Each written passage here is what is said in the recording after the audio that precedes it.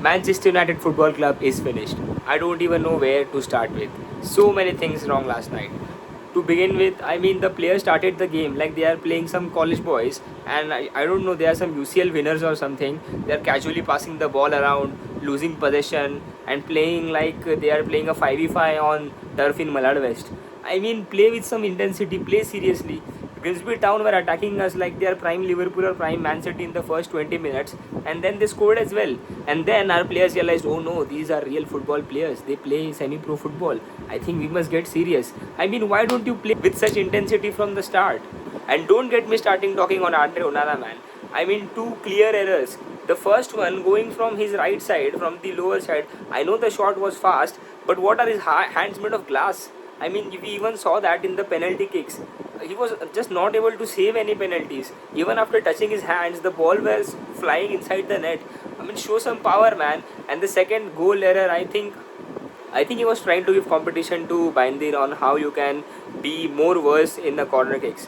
Bindir showed him something in the first two matches, and Onana be like, I think I can do better in that. And then he went and just punched in the air, and the ball went past in the net from behind. I mean, what? This is Manchester United's goalkeeper. You know who he has replaced? He has replaced David De Gea. David De Gea single-handedly won us games in the between 2015 to 2018, 2019, when our whole team was shit. We didn't know how to score goals. This man behind was saving goals alone, and he was saving so many shots from so many angles. I mean, there is a reason why David De Gea is almost considered a club legend, right? He had one bad season where he was not saving goals, and he was making a lot of errors. But Andre Onana does that on a regular basis. I mean, who were the scouts who went to watch him on the club's money and they decided, I think he is a great replacement for David De Gea. I think we should sign him. Makes my blood boil.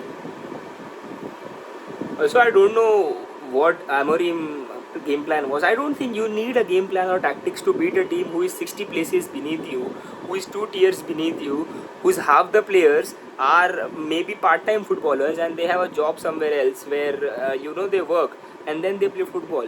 You are playing for United. Your wages are 50,000 per week, 100,000 per week, 200,000 per week.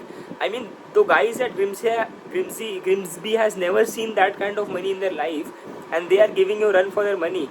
They are making the defense, which consists of Maguire, Delete, run around like fools and defend the ball.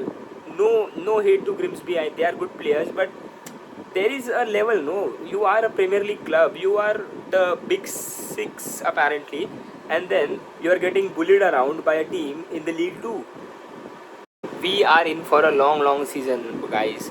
I mean, if Amorim gets sacked, it's the same cycle again. A new manager will come, and in this season he'll play with Amorim's player. Then he'll say, "Oh, I need new players. These players don't fit my system."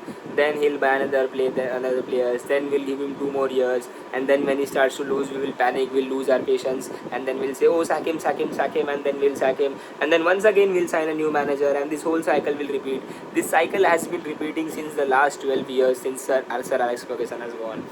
Tell me that you have not seen this. We have done this with 6 managers.